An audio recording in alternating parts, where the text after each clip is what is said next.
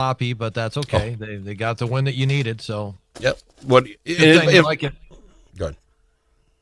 You're No, saying that's kind of where I'm at too. I mean, here's where I'm at. Question how good this team is, but we're going to have to figure that out. I completely.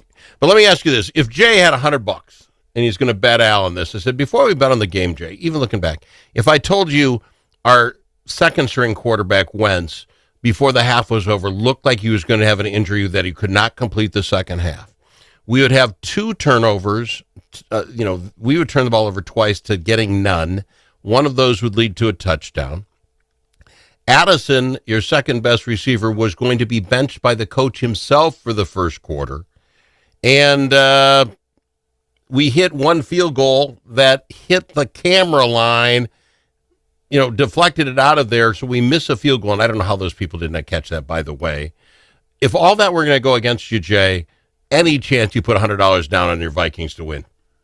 I would think not. No, that seems like the formula for the Browns to win. Yep.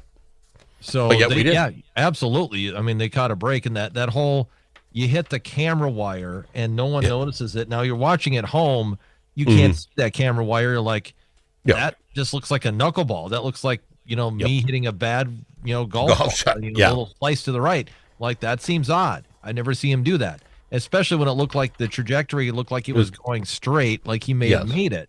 So yeah, that's a tough break, and it's fortunate that didn't cost the Vikings the game. Do you know if anybody in the stadium saw that? And I guess what I mean, but you have the replay, you have the replay booth. Is this something that any one of the 65 guys on our sidelines that had hit the cord, throw a flag? Can you? I don't even know if you're allowed to call a flag or throw the red flag on. Is that reviewable? Great question. It's a scoring play. I mean, I know if someone does see it, like one of the officials or someone running the replay booth, if they saw it, they could go and review it. And I don't know if this is something you could challenge or not, but they could review it and say, okay, so this clearly hit the camera wire. And the rule on that, because there is a rule on that, is that you would just get a chance to do it again. Whatever time was on the clock before you did it, then that would be the time. So it was just like it never happened. So you'd have that other opportunity. Yeah, that's I don't know if it was because it was played in London or what the case was. Well, again, it's a new stadium, different stadium, and I don't know what, they haven't had these kind of drone thingies forever, but they've been doing it for some time.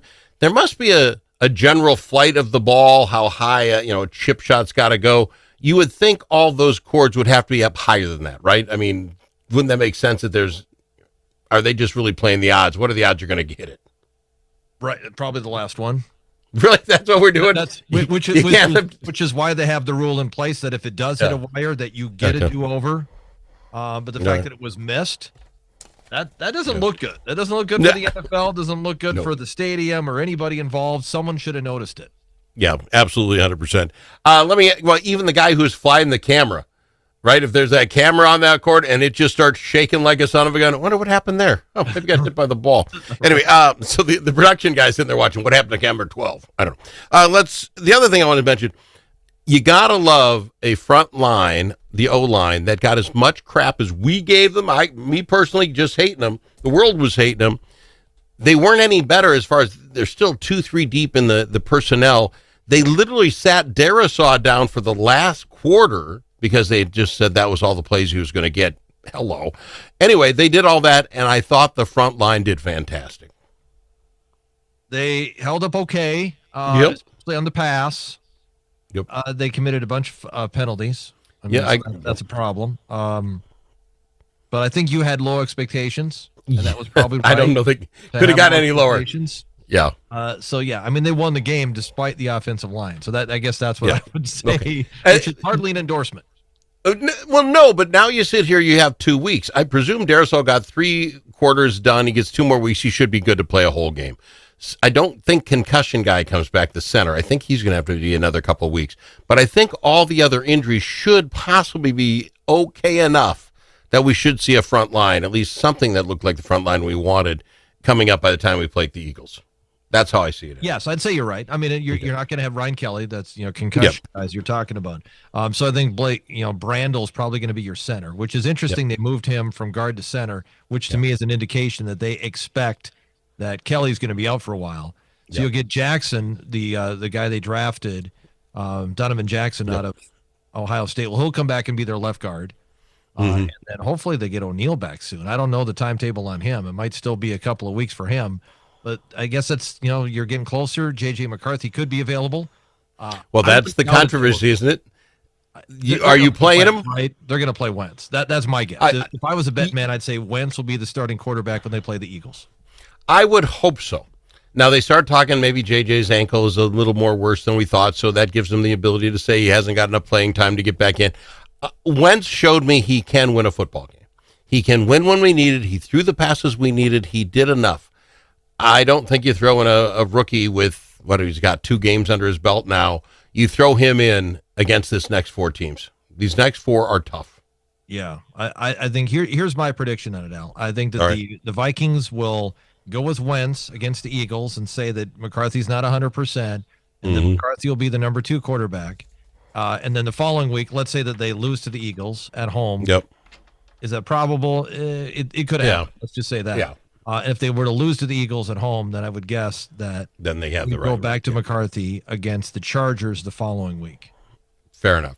Well, you and I don't talk a lot about the University of Minnesota, but the University of Minnesota, I said this after that second blowout win we had, and the defensive back was saying we're the greatest defense in all of the NCAA. I think we found out that the University of Minnesota does not even fit in any kind of the top ranking of any way with the rest of the teams, right? Ohio State showed us what this kind of football should be. That was awful. I did not expect it to be that lopsided. They went down and the Vikings or the Gophers drove downfield and got a field goal. That was a pretty good drive, and that was it. And it was just bad from there. They couldn't stop Ohio State, and that didn't surprise me. But I thought they could at least do more than 3 points. Yuck. Yeah. So I think that shows us where we are currently amongst the field. Now, Ohio State's the best. You don't even measure up to that. I don't know what we look good at. Not even close. Even close. That's the sad thing, is not even close. The spread was 23 points, and I thought that was insanely high. You know what? I was wrong. They know how to get the money in. Jay, I'm out of time, my friend. I thank you for doing this with me. You got it, Al. He's Jay Caldwell, the voice in Central Minnesota.